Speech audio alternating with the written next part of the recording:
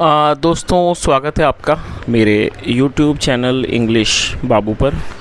और आज मैं फिर हाजिर हूँ आपके साथ एक नई स्टोरी लेकर। और दोस्तों आज जो स्टोरी मैं आपके लिए लेकर आया हूँ ये एक शॉर्ट स्टोरी है। बहुत ही मज़ेदार कहानी है, कहानी सुनने में आपको मज़ा आएगा। उसके अलावा दोस्तों आज की इस स्टोरी में आपको कुछ नए इंग्लिश के वर्ड मीनिंग सीखने को मिलेंगे, उनकी करेक्ट प्रोनाउंसिएशन के बारे में पता चलेगा और हमेशा की तरह जो इसका ग्रामर का पार्ट है उसे बिल्कुल डिटेल में कवर करेंगे, तो एक एक स्ट्रक्चर को आप बड़ी आसानी से सीख पाएंगे। तो चलिए दोस्तों आज की इस कहानी को हम शुरू करते हैं और सबसे पहले कहानी का टाइटल देखते हैं। कहानी का टाइटल है घोस्टली एनकाउंटर। क्या अर्थ हुआ दोस्तों? घोस्ट का मतलब भूत होता है और ये है घोस्टली। घोस्टली का मतलब हुआ भूतिया और एनकाउंटर का मतलब होता है किसी से आमना सामना होना, किसी से मुठभेड़ होना। तो क्या अर्थ हुआ? घोस्टली एनकाउंटर, भूतिया मुठभेड़। तो दोस्तों ये आज की इस कहानी का टाइटल है, शीर्षक है। और अब मैं से पढ़ना शुरू करता हूँ। आपसे रिक्वेस्ट है कि आप इस कहानी को बिल्कुल ध्यान से सुनें और यदि आज की कहानी में आपको कोई भी नया शब्द या फिर नया स्ट्रक्चर मिले तो आप उसको नोट करें और यदि कहानी अच्छी लगे तो लाइक भी ज़रूर करें। तो चलिए इसको शुरू करते हैं। One night Pallavi was watching a horror movie with her family. क्या अर्थ हुआ दोस्तों? ये जो वाक्य है ये एक पास्ट कॉन्टिन्यूस का सेंटेंस है। पास्ट कॉन्टिन्यूस का अर्थ होता है जब हम पास्ट में कोई ऐसा वाक्य बनाएं जहां पर वॉज या फिर वर्ब का यूज़ हेल्पिंग वर्ब के रूप में किया जाता है, साथ में वर्ब की आईएनजी फॉर्म का भी यूज़ किया जाता है। और जब आप कोई भी ऐसा वाक्य देखें जहां वाक्य की टेल पर रहा था, रही थी, रहे थे जैसे शब्द आएंगे, ऐसे वाक्यों को पास्ट कॉन्टिन्यूस कहा जाता है। और दोस्तों आई, ही, शी, इट और सिंगुलर में वॉज का यूज़ किया जाएगा और वी, यू, दे और प्लूरल में वर्ब का यूज़ किया जाता है, साथ में वर्ब की फोर्थ फॉर्म लगाई जाती है। तो यहाँ जो सब्जेक्ट है पल्लवी, ये सिंगुलर नाउन है जिसके साथ वॉज का यूज़ किया गया है। वॉच का मतलब होता है देखना। तो क्या अर्थ हुआ? वन नाइट, एक रात, पल्लवी वॉज वॉचिंग, पल्लवी देख रही थी, अ हॉरर मूवी, एक डरावनी फिल्म देख रही थी, विद हर फैमिली, हर मतलब अपने परिवार के साथ। तो पूरी लाइन का क्या अर्थ निकला कि एक रात पल्लवी अपने परिवार के साथ एक डरावनी फिल्म देख रही थी।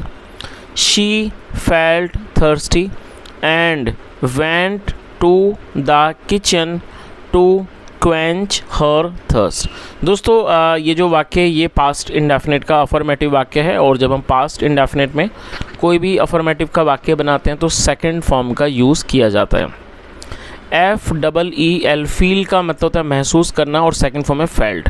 और दोस्तों THIRSTY थर्स्टी, यदि मैं सिर्फ इस शब्द के बारे में बात करूं तो दोस्तों ये जो शब्द है ये एडजेक्टिव है।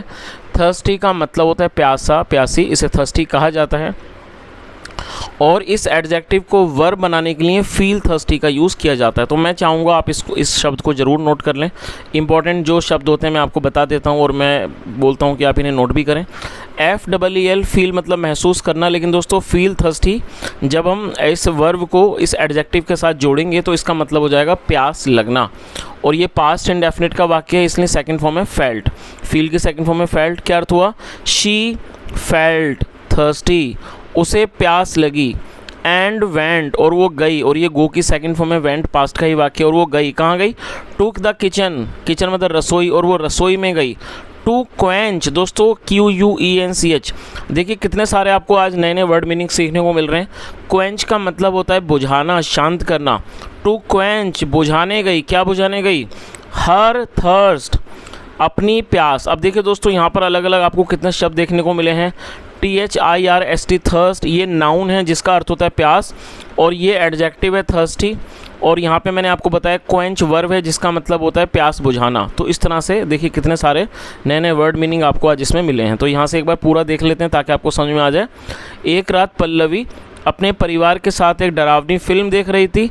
शी फेल्ट थर्स्टी, उसे प्यास लगी। और दोस्तों मैं चाहूँगा आप इसको ज़रूर नोट कर लें। फील थर्स्टी मतलब प्यास लगना, सेकंड फॉर्म में फेल्ट थर्स्टी, उसे प्यास लगी। And went to the kitchen, और वो रसोई में गई। टू क्वेंच हर थर्स्ट, अपनी प्यास बुझाने के लिए। Too lazy to put on the lights, क्या मतलब हुआ कि वो बहुत ज़्यादा आलसी थी, उसने आलस किया। To put on the lights, light जलाने में, मतलब लाइट जलाने में उसने बहुत आलस किया। पुट ऑन मतलब जलाना, किसी चीज़ को ऑन करना। Pallavi grabbed her way to the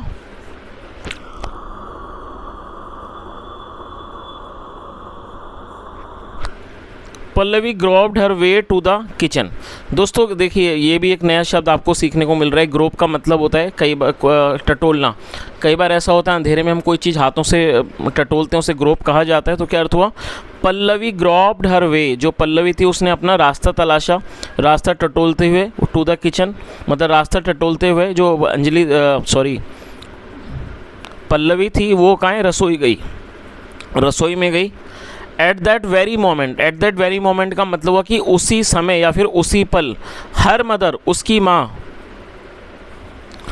at that very moment, उसी क्षण। Her mother too had got up. और दोस्तों ये जो वाक्य है ये पास्ट परफेक्ट का वाक्य है। पास्ट परफेक्ट का मतलब होता है पास्ट में किसी क्रिया का पूरा होना, पाया जाना। ऐसे वाक्यों में हेड के साथ थर्ड फॉर्म का यूज़ किया जाता है। और फैच को आप नोट कर लीजिए, फैच का मतलब होता है कहीं जाकर कुछ लाना। तो क्या अर्थ हुआ? एट दैट वेरी मोमेंट, उसी समय या उसी पल। Her mother too had got up, उसकी माँ भी उठी। To fetch a glass of water, एक पानी का ग्लास लाने के लिए। और दोस्तों यहाँ आज मेरी एक छोटी सी रिक्वेस्ट है आपको। मैंने आज 2-3 नए वर्ड आपने सीखे हैं, तो मैं आपको कुछ वर्ड्स, आज मैं आपको एक होमवर्क देना चाहूँगा। मैं आपको कुछ वर्ड्स देता हूँ, उन्हीं शब्दों का इस्तेमाल करके आज आप वाक्य बनाएं और कमेंट में बताएं। आप उन्हें नोट कर लीजिए। दोस्तों एक वर्ड मैंने आपको बताया था, फील थर्स्टी। फील थर्स्टी का मतलब होता है प्यास लगना। तो आप एक वाक्य बनाएं फील थर्स्टी वर्ब का इस्तेमाल करके। दूसरा मैंने आपको बताया कि जो थर्स्टी है वो एडजेक्टिव भी है, जिसका मतलब होता है प्यासा। तो दोस्तों इसको भी आप अलग से इस्तेमाल करके, एडजेक्टिव का प्रयोग करके एक वाक्य को बनाएं और कमेंट में बताएं। और उसके अलावा दोस्तों आपको मैंने बताया क्वेंच का मतलब होता है प्यास बुझाना, तो और क्वेंच का भी यूज़ करें। और थर्स्ट मतलब प्यास, इसका भी इस्तेमाल करके एक वाक्य को बनाएं। उसके अलावा दोस्तों ग्रोप का मतलब मैंने आपको बताया GROPE, ग्रोप का मतलब टटोलना। तो आप इस शब्द का भी प्रयोग करके आप एक सेंटेंस बनाएं और कमेंट में बताएं। तो दोस्तों आज मैंने आपको काफ़ी सारा होमवर्क दिया है और मेरी आपसे रिक्वेस्ट है दोस्तों, जब भी मैं आपको कोई होमवर्क देता हूं तो आप उसको बिल्कुल सीरियसली लिया कीजिए और उसको सही से किया कीजिए। ताकि दोस्तों देखिए, जब आप वीडियो देखने आते हैं तो आप अपना कीमती समय देते हैं। तो दोस्तों यदि आप होमवर्क भी करेंगे तो उससे आपकी प्रैक्टिस अच्छी हो जाएगी। तो आप जो भी मैंने आपको ये आज नए नए वर्ड्स बताएं तो आप इनका प्रयोग करके वाक्यों को ज़रूर बनाएं और कमेंट में भी बताएं। चलिए आगे देखिए। तो क्या अर्थ हुआ कि उसी समय उसकी माँ भी उठी। To fetch a glass of water, पानी का एक गिलास लाने के लिए। बिकॉज ऑफ द डार्कनेस, दोस्तों डार्कनेस का ये एक नाउन है, इसका मतलब होता है अंधेरा। बिकॉज ऑफ द डार्कनेस का मतलब हुआ कि अंधेरे की वजह से या फिर अंधेरे के कारण। पल्लवी वॉक्ड स्ट्रेट, पल्लवी सीधी चली। इनटू हर मदर, मतलब जो पल्लवी थी वो सीधी अपनी माँ की तरफ चली, या कह सकते हैं माँ से टकरा गई। Her mind was still busy with the horror movie. दोस्तों इसमें भी एक नया शब्द है, आप जरूर नोट कर लीजिए, STILL। स्टिल का मतलब होता है अभी भी या फिर भी। और यदि मैं इस वाक्य के बारे में बात करूं तो ये जो वाक्य है ये एक सिंपल पास्ट का सेंटेंस है। सिंपल पास्ट का मतलब होता है जब हम पास्ट में कोई ऐसा वाक्य बनाएं जहां पर वॉज या वर का यूज़ हेल्पिंग वर्ब के रूप में किया जाता है, साथ में नाउन या एडजेक्टिव को लेकर वाक्य बनाया जाता है। बिजी का मतलब होता है किसी चीज़ में व्यस्त होना। Her mind was still busy, उसका दिमाग अभी भी व्यस्त था। विद द हॉरर मूवी, मतलब उस डरावनी फिल्म से उसका जो दिमाग था वो अभी भी क्या था? व्यस्त था। She thought that she was face to face with a ghost. दोस्तों पास्ट, ये भी पास्ट इंडेफिनिट का वाक्य है। थिंक मतलब सोचना, लगना। सेकंड फॉर्म में थॉट। शी थॉट का मतलब हुआ कि उसे लगा कि she was face to face with a ghost, उसे लगा कि वो किसी मतलब घोस्ट के सामने आमने सामने है। एंड बिगेन स्क्रीमिंग, और बिगिन मतलब शुरू करना, second for begin. And began screaming, और वो चिल्लाने लगी। और दोस्तों आप इस वर्ड का जरूर नोट कर लीजिए। देखिए स्क्रीम का मतलब होता है चीखना। जब कोई व्यक्ति डर से, भय से चिल्लाता है तो उसको से स्क्रीम कहा जाता है। और ये फोर्थ फॉर्म है। तो पूरी लाइन का क्या अर्थ निकला? She thought that she was face to face with a ghost, उसे लगा कि उसका किसी भूत से आमने सामना हो गया है। एंड बिगेन स्क्रीमिंग, और वो चिल्लाने लगी। Her father and brother came running and switched on the lights. Her father मतलब उसके पिता, एंड ब्रदर और भाई, केम रनिंग। दोस्तों कम रनिंग मतलब होता है दौड़ते हुए आना, और ये पास्ट का वाक्य है तो सेकंड फॉर्म लगाई गई है केम रनिंग। तो क्या अर्थ हुआ, her father and brother came running, उसके पिता और भाई दौड़ते हुए आए, and switched on the lights, और लाइटें जला दी, लाइट्स को स्विच ऑन कर दिया मतलब कि लाइट जला दी। When she saw her mother, दोस्तों सी मतलब देखना और सेकंड हम सो नोट कर लीजिए। When she, जब उसने, सो देखा, हर मदर जब उसने अपनी माँ को देखा, स्टैंडिंग खड़े हुए, इन फ्रंट ऑफ हर अपने सामने, शी फेल्ट रिलीव्ड। दोस्तों रिलीव्ड का मतलब होता है चिंता मुक्त, भय मुक्त महसूस करना। तो इस तरह से पूरी लाइन का क्या अर्थ निकला, when she saw her mother standing in front of her, जब उसने अपनी माँ को अपने सामने खड़े हुए देखा, शी फेल्ट रिलीव्ड, वह चिंता मुक्त हो गई। देन फिर she sheepishly went to her room to sleep. दोस्तों आप इसे नोट कर लीजिए, शीपिशली एडवर्ब है और एडवर्ब का मतलब होता है ऐसा शब्द जो किसी वर्ब की विशेषता को बताए, और एडवर्ब को कैसे बनाया जाता है, एडजेक्टिव के साथ ly जोड़कर एडवर्ब को बनाया जाता है। तो शीपिशली का मतलब होता है शर्मिंदगी से या फिर झिझकते हुए, शर्माते हुए, उसे शीपिशली कहा जाता है।